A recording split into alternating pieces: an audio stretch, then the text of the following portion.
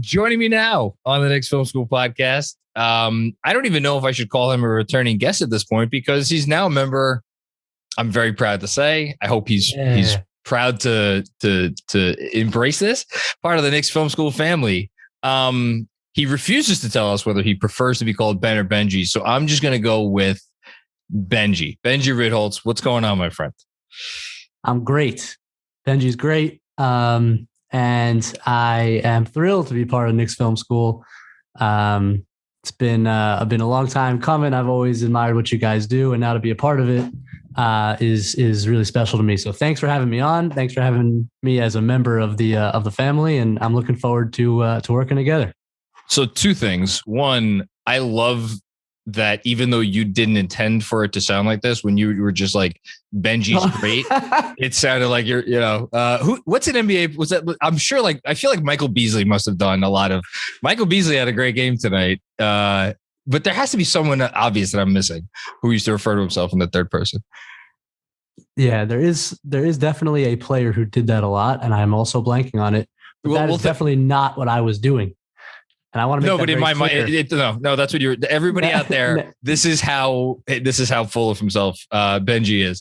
Can I say the actual example you're probably thinking of? And it's a tie-in to our brothers over at the Strickland.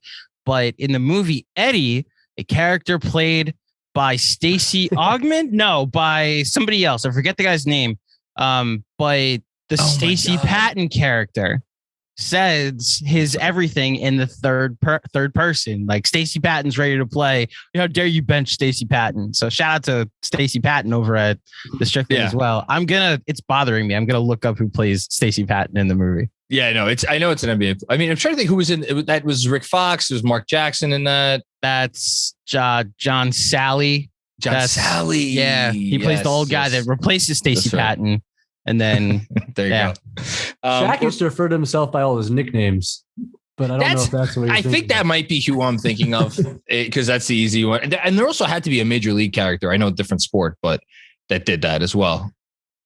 Right, Andrew? Well, I got to think that Willie Mays Hayes is. Oh, that's right. Willie Mays Hayes. There you go. Willie Mays Hayes. Either Hayes or in Major League 2 when Rick Vaughn refers to himself as all of his pitches as those specific names and whatnot.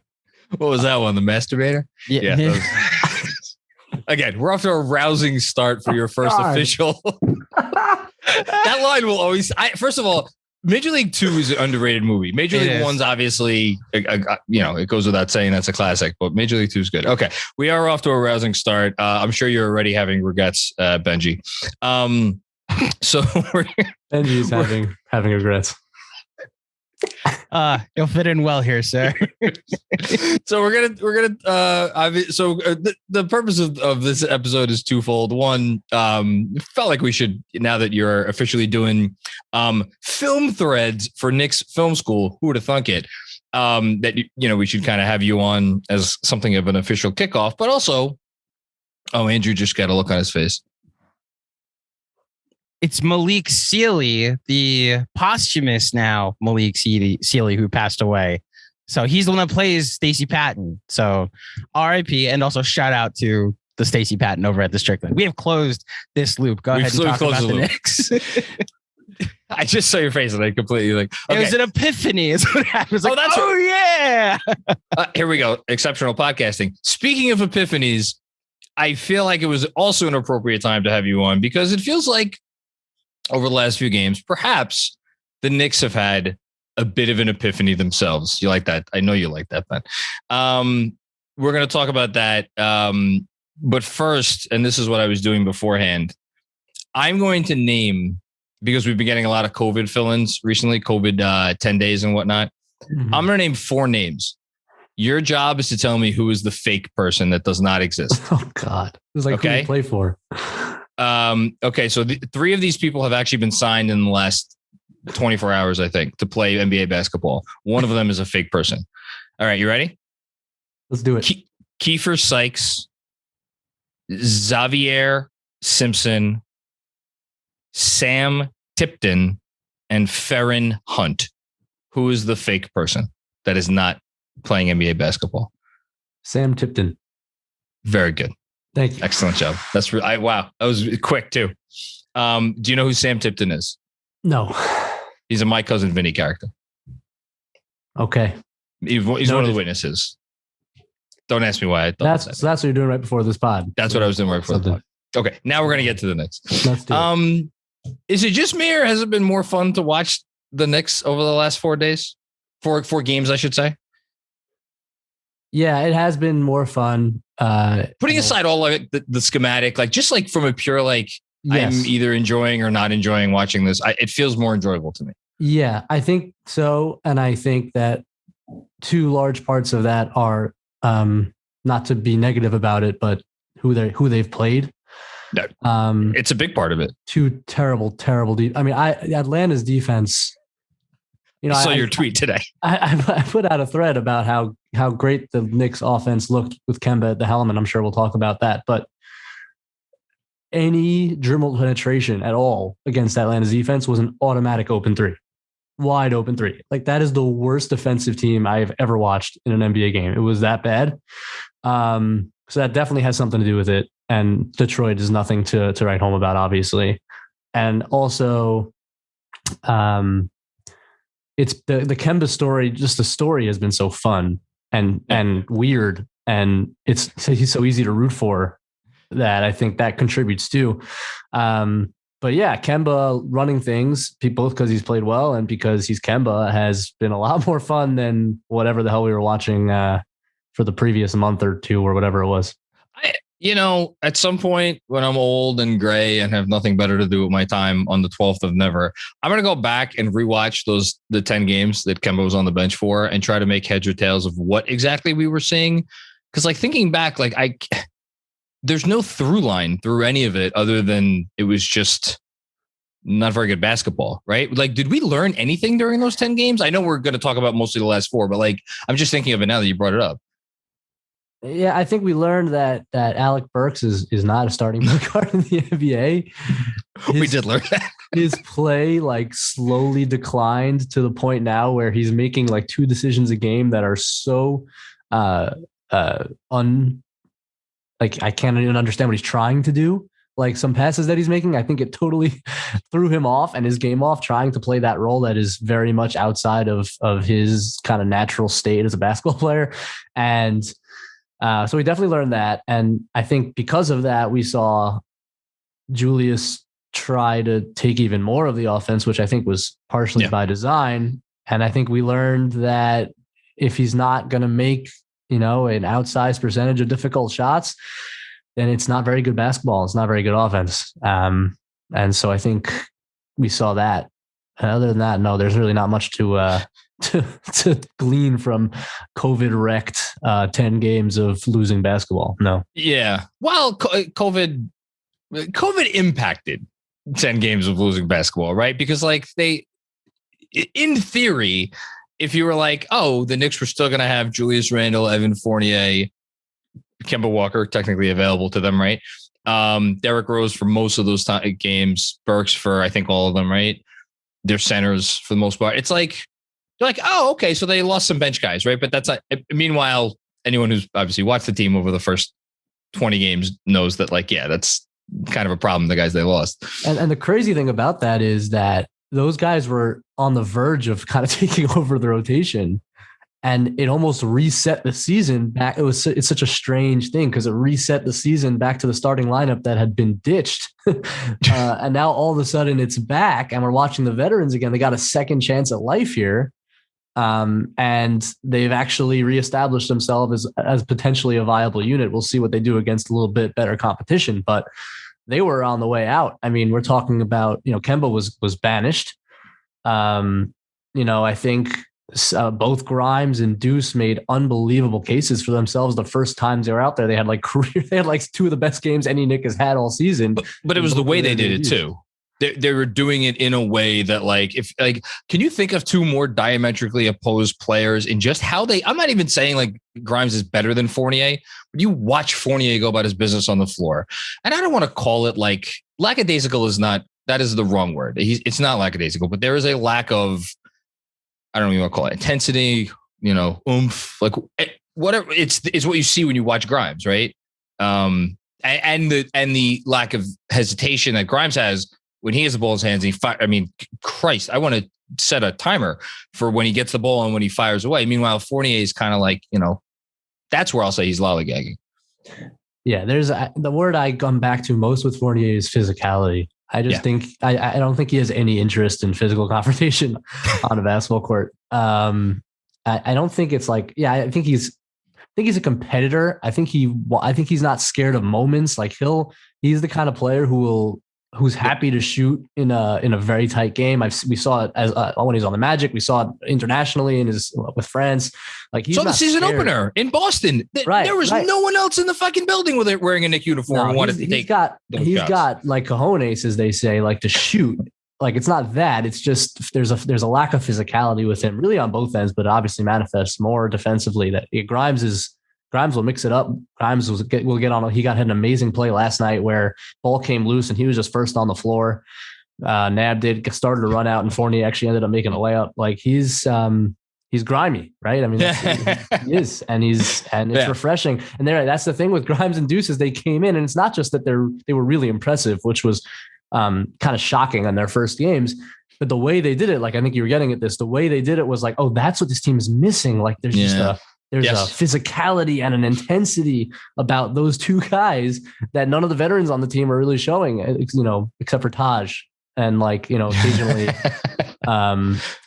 I guess, RJ when he's feeling that way, but otherwise it's a little bit of a soft kind of. I'll throw Rose in there too, right? When Rose was going right at the beginning of the year, I know, look, Rose is not going to make any all defense teams, but at least, I don't know. You kind of felt him out there a little bit, right? Yeah, there's a presence about him, I think. Yeah, that's there's a presence about Rose and everything that he does on the floor. I think that's right. But and those two guys came in, right? So and then it was like, oh, they're just gonna. I mean, maybe not only should we play the kids because like where is this team going, but maybe play the kids because they're better or they give this a better chance to win. And it's a really hard thing to say, and it's probably wrong in the long term. Like in immediate wins, you always have to kind of check yourself when it comes to rookies, but.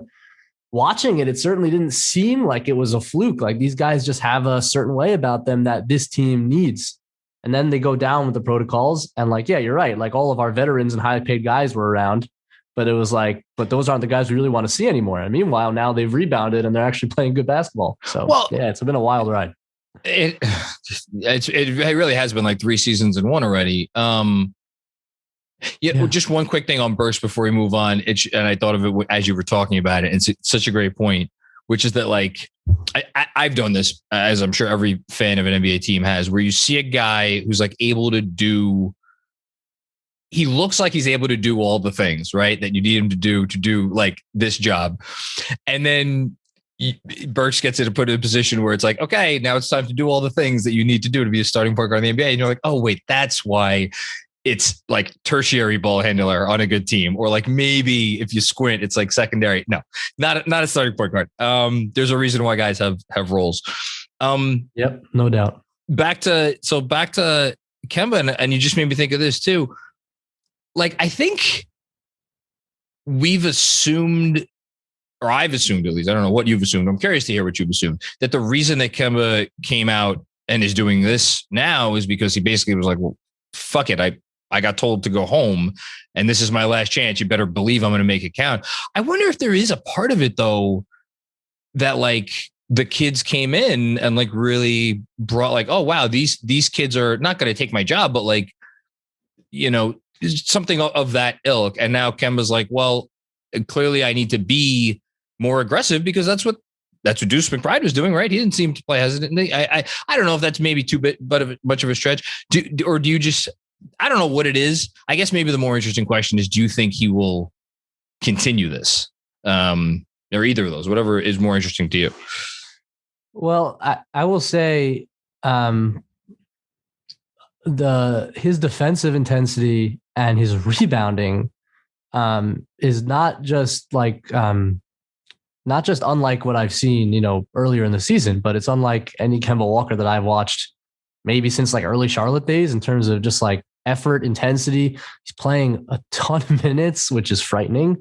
But there's a force to his game right now that it's one of the two. I can't get inside his head necessarily, but I think you're right. It's either motivation and potentially just the rest of, sitting out for as long as he sat out. And also maybe some inspiration from the guys that came in and filled in and showed him what effort on the defensive end means. But we have definitely seen a totally different. I'm just talking defensively and on the boards. He has 19 boards in 2 games. I don't know if I doubt he's ever done that. And it's not. He's averaged 9 over the last 3 games, I think. There you go. Yeah. And it's not just long rebounds that are falling into his hands. He's been on the board. He's been boxing out bigger guys. He's been chasing down to try to get out in transition. Like, it is a different Kemba Walker, and he looks great. It's really surprising. And then not even to mention how he's taken the reins offensively and how that's kind of changed the way the offense looks and the smoothness with which they're now playing. I have one. Listen, it's the Knicks, so to boil anything down to one concern is foolish. Taking your life in your hands there. If I have one, and the minutes, like, look, I'm me, I'm Mr. Tom Thibodeau, president of the Tom Thibodeau fan club. 160 minutes in 4 games is a lot. Now, granted, it's I see you literally closing your eyes and shaking your head. What is his knee? His knee cartilage? Like, what does it look like right now? I'm concerned. For macaroni and cheese. As a man, I'm concerned for him and like his old age, and now he's gonna walk. I'm concerned for him. Yeah. Well, look, let's quickly, has obviously not been here for these 4 games. Yeah, that's right. They're going to get some ball handlers back, and I can't imagine he's going to be playing 40 minutes a night. I can't imagine. I can't either, especially. And look, I'm not saying he will continue to play this many minutes, but it is interesting to me that quickly over the last 10 games that he played, average, I think it was 28 minutes a game. And a lot of those, I got the sense, I know we're going off, we'll bring it back to Kemba, but I got the sense during those quickly minutes, he was taking more of the reins, even though he shared the floor with Roosevelt, right? Am I on the same page as you? Yes. Yeah, I think that's right. So I think it's fair to assume when Quickly is back, that will continue and Kemba won't have to play as much. Back to the point that I was starting to make on Walker, the thing that's concerning me, and I think you were alluding to it with the poor defense. So the one thing that he has not really rebounded, the bad choice of words. The one thing that has not like reverted back, not that Kemba was ever great at this, was he hasn't been great inside the arc. He's shooting whatever he's shooting, 42 or 43%. Again, not that Kemba was ever a guy that was like great around the rim, but he was, he was fine. Has never gotten to the line a ton. If teams start playing it with like, okay, if you're going to make shots around the rim and you're going to make acrobatic shots around the rim, we're going to live with that.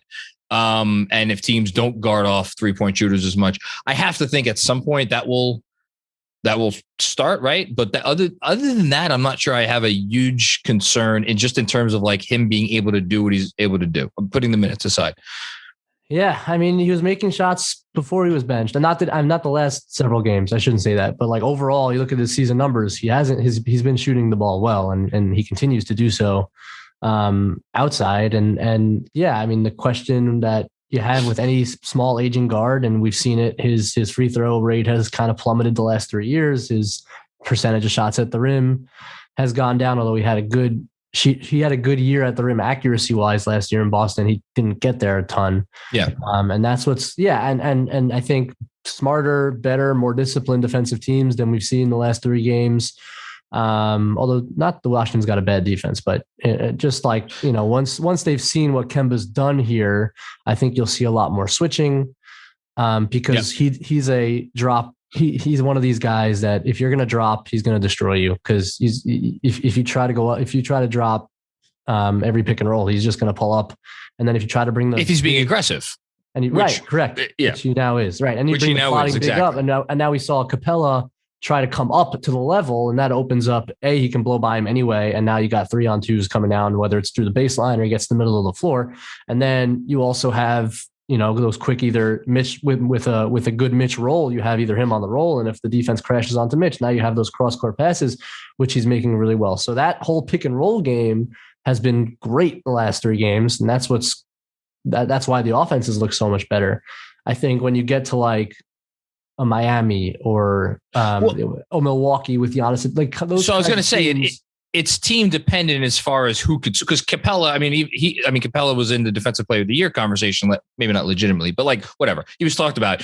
And even he was played off the floor briefly during the Eastern Conference Finals. You're saying specifically other teams that have the personnel to switch. Right. Those will be the teams. Okay. Yeah. I mean, right. And Atlanta's so bad as a group defensively. I mean, and Capella hasn't been as good this year, but yeah, I think they're advantageous. I think a drop team in general is a good opponent for the Knicks, especially with Kemba at the helm. I think does Kemba still have it in him to like take on a switch every, if a team gets kind of switchy, or is he just going to start dumping it off to Randle to try to create those, advantage situations again? That remains to be seen. And whether he can just sustain this level of usage and intensity, I don't know. I mean, it's been a couple of years since we've got that every night from Kemba Walker. So I don't know. I mean, it'll be interesting. It'll be interesting to see. I was not intending to have a conversation. I was not intending to bring Miles Turner's name up on this podcast, but you just mentioned the switching. I wonder if that would further embolden them to try to get something done, because if you switch a 1-5, then that leaves theoretically a smaller defender on the center, which obviously our centers, they could throw down lobs, but not like Mitchell Robinson. It reminds me of a play that I thought about clipping that you're mentioning. This is Kemba actually made an entry pass to Mitch on a switch. It must have been when Capella was out of the game. I got to go back. Maybe Collins was at center. Okay. So they switched to 1-5 and Kemba made an entry pass into Mitch. He kind of bounced it to him. It was a little bit low, but Mitch has to gather it and just finish it. He was on a small and everyone's swatting at his hand. He loses the ball because it's Mitch and he just doesn't, unless you throw that ball up, which maybe Kemba should have, but even so Mitch catches it with a small on his back. What's he going to do? And then what? Right. What's he going to do? So yeah, that goes into the center question. But I was thinking about this. I was thinking about this watching, who was I watching? It may have been actually just Capella on offense. Like when Capella, you could give him the ball 5, 6, 7 feet away from the hoop. He could flip it in. Got a nice little jump hook. Yep. Yeah. I mean, we're not. I don't want to make this a bashing. There are very few centers in the league with Just say it. What's the word? Say it. You're not being unfair. Ball skills than Mitchell Robinson. There are very few that only now. I mean, there used to be a few more. The Tyson Chandler kind of archetype. That kind of Tyson Chandler actually kind of led the rim running revolution of just like lob vertical threats that kind of permeated the league for a while, but slowly I feel like it's kind of phased out of the game where now you really want your center. And I think because teams have gotten more switchable and the whole kind of wing dominance now where everyone's 6'8", 6'9". So now you can switch everything. So now what can a center do if that vertical threat doesn't in the pick and roll game isn't as important? And that's where guys like Mitchell Robinson really struggle unless they punish you on the offensive glass. But is that enough? And is that a high enough percentage where you're not getting hurt the other way? I think Daniel Gafford's an example of another guy who really is just a pure lob guy. There really aren't that many in the league anymore. And there's a reason for that. And you feel it with Mitch. And Mitch has been really good in the last 4 games. He's been one of the main reasons that they've turned it around because he's been really good. But there's always that limitation. It is what it is, right? No, and it's why I think again, this is a different conversation for a different day, but I think the way this thing, the way the league is, and Capella got paid because I'm not saying he got paid because of that little jump hook. There's a lot of things that Clint Capella is really, really fucking good at. But I have to think if you're going to be predominantly that rim running guy and you want to make a little bit of money, but otherwise teams are just going to be all right, Nick Claxton or Jericho Sims. Great. We can get you in the second round. Good. You'll play for us for 4 years and then we'll figure it out then or Gafford for that matter. Okay. But I digress. Okay. So back to Kemba. We like what we're seeing. Hopefully it's sustainable. We'll see. Which leads us, of course, to Kemba's teammate, Mr. Julius Randle. Hi, Julius. There he is. He's always looking at me. He's always looking over my shoulder, wondering what am I going to say about him next. I found it interesting that Tibbs this week shouted him out for. I don't know which press conference it was because it all runs together, but when Julius is aggressive, good things happen, and yes. At the same time, on the Christmas Day game, took one shot at the rim, and I believe he missed it. He was hitting his longer. Obviously, he hit a lot of threes, but he also hit a bunch of long twos. And the previous game, he was, I think, 3 of 5 from between 8 and 16 feet. So to me, I'm like, that's always this season been where my focus is, as far as like, he just needs to hit those shots. What interests you about Julius Randle right now? What do you want to see? What don't you want to see? Like, take it anywhere you want to go. Yeah, I took a lot of lumps today on Twitter because I said I didn't think his process was anything different or special or much better against Atlanta than it has been. I thought he made shots. I think there were some stretches of like a little bit more defensive intensity. He seems to really like the John Collins thing. He really seems to enjoy that. He thinks he's better than him. He probably is better than him. And Atlanta very purposefully had DeAndre Hunter on Julius Randle from the very first possession of the playoff series. Because Julius Randle absolutely destroyed John Collins in the regular season. So they learned their lesson. And of course, DeAndre Hunter is not on the team right now, and John Collins had to guard him. And I think he very much enjoys that. But like, we saw plenty of head scratching decisions. We saw some terrible transition, getting back in transition, just not showing frustration, not getting back. Botched a couple of switches. Like I just didn't. I thought he made shots, and look, I think he's going to make more shots because I think he's probably somewhere in between where he is now and where he was last year, even if he's not what he was last year. So I would assume these percentages are going to go up. He's already up to 34% from three. I mean, I think there's no reason to think he can't shoot 38% from three. I mean, you want to keep, and right now he's 36. What is he, about 35? Which is atrocious. I mean, he needs to pick that up, and I think he will, and he started to. So I do think there's some progression to the mean, I guess. But I will say this, I think he's done a better job actively deferring to Kemba Walker running the offense.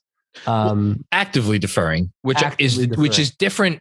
In my mind, at least, is different than deferring, because the word I used several times in the beginning of the season was almost begrudgingly. Yes. In the way right. Did you get the same sense? Yeah. And I use that term very purposely. I think you could see him asking, he's getting Kemba into the DHOs. He's the one kind of leading the charge to let Kemba run the offense. And he's gotten easier shots as a result. How many of those threes were just simple pick and roll, pick and pop threes that he just steps into instead of the self-created step backs, which are much, much harder shots. So I think there are still times where I clipped one today where I thought he hijacks a possession. Like if there's a switch, Kemba's working Collins and Julius has whoever, Mays or whoever ends up switching on him, and he's posting him at 24, 25 feet. You know what? I'd rather see Kemba break down John Collins. I don't need every time there's a switch. It doesn't have to be a Julius Randle isolation. And for anybody who hasn't seen the clip, I just want to say, if anybody listening is like, well, why didn't just Kemba take him? Why did Kemba pass the ball? Because Julius got right in the fucking way to the point where Kemba had no choice but to pass him the ball. Exactly right. Yeah. Exactly right. That's a hijack, right? And great players do that all the time. Like they'll demand the ball. And there's sometimes I think Julius great players. Yes. I think, especially because Kemba's had it going and John Collins isn't gonna, I don't think he can keep Kemba in front of him.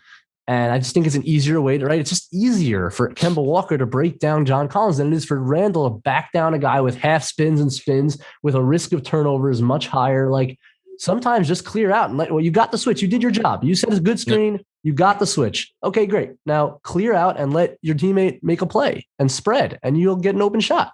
Like there are still times where that takes place. And I think, that the journey for Julius to accept a lower usage rate where I think it'll improve his efficiency, it'll improve the offense, it'll improve how everyone feels about the offense, how many touches guys are getting. And we're seeing it with Kemba. We're seeing immediate dividends just with, I think he knows he now has control of the offense and it changes the way it looks and the way it feels. So, what's so funny. And I just thought of this because you were talking about it. You bring up John Collins, like, you want to talk about an ideal role for Julius Randle? Maybe not exactly as the role that John Collins occupies on Atlanta, but like John Collins is a 20-10 guy. He just got paid $125 million, $25 million a year, a little bit less than Randle got paid, but it's like the market basically said, I mean, we talk about Julius taking a discount only once. The market basically said these players are roughly equivalent. Like Collins will make a few all-stars. I would probably maybe 1, 2, 3, something like that.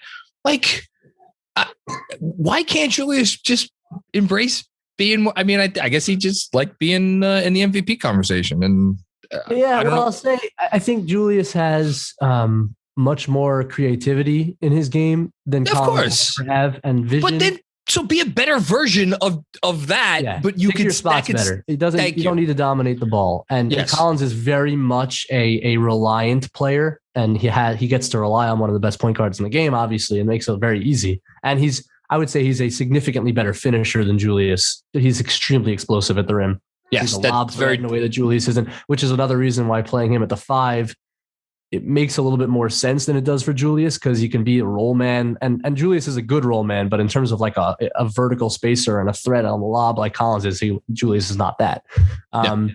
But so there are differences in their game, and I think Collins and actually Obi is a guy I think of a lot in terms of like the ideal Collins kind of role if he ever develops the shot the way Collins has. But the idea is correct that he can be more reliant. You got Kemba Walker exactly for this reason. I mean, I think it's the purpose of getting Kemba Walker was so that things would get easier, that his shot diet would look a little bit more like John Collins' shot diet, and the ease with which he gets his points would be more like the way John Collins gets his points. I mean, Kemba Walker is not Trae Young, but he does some of the things in terms of creation, in terms of pick and roll play that Trae Young does. And Julius just has to let him a little bit more. And we've seen progress, right? These last 3 games for sure.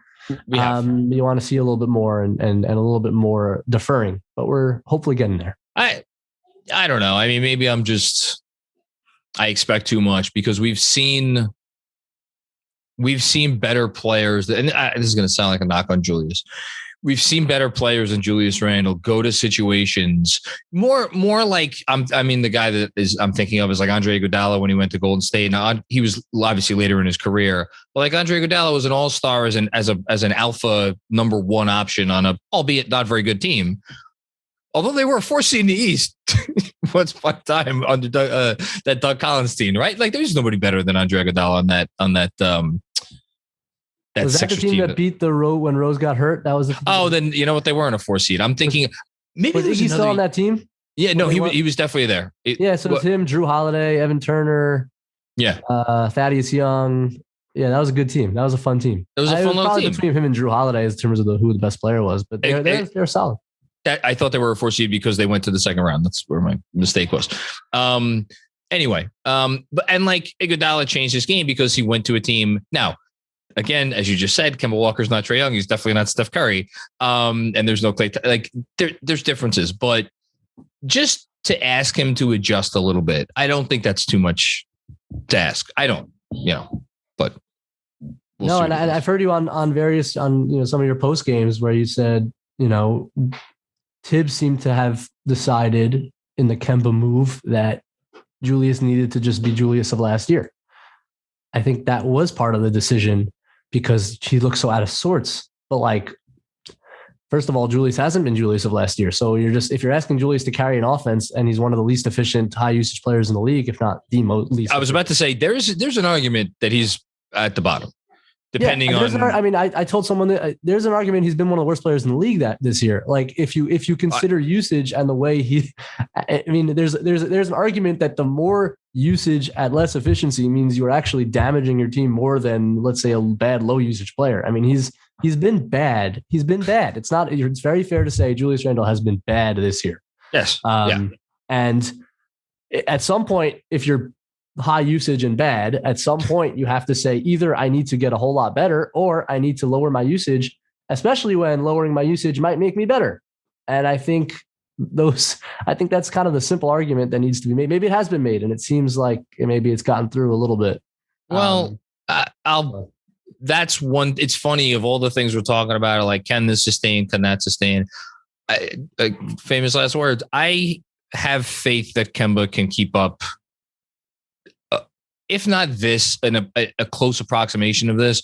Where I'm lacking a little bit more faith is whether Julius continues to turn the corner that we're talking about here. I hope I'm wrong, because, and we could, finish up with this maybe, is like, look, and I just want to be very clear to anybody out there listening who is like, why the fuck are you wasting time talking about this? These players are not going to take us anywhere big time. Kemba's probably not even going to be here after whether it's this season or next season.